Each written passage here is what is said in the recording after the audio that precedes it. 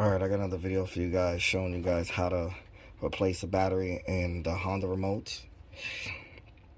This is what your Honda remote will look like. It'll also be the full button. Also, the same will work for the full button also. Okay, so now you just release the emergency key in the rear. Okay, that pops out. Which if you don't have a screwdriver, a small screwdriver or something, you can just use this and wedge it in between here.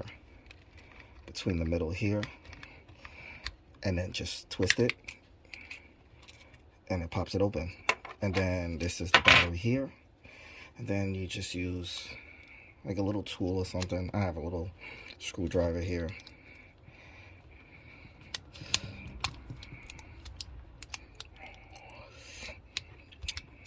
and it just pops out like so.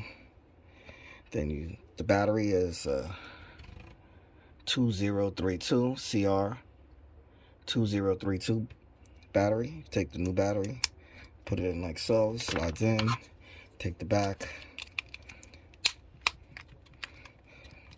close it down like so, just press it down, close it around all sides. Then you put the emergency key back in, and that's it. Replace the battery, and you're good to go. Alright, if you guys have any questions, feel free to ask them. To like, share, subscribe. Peace.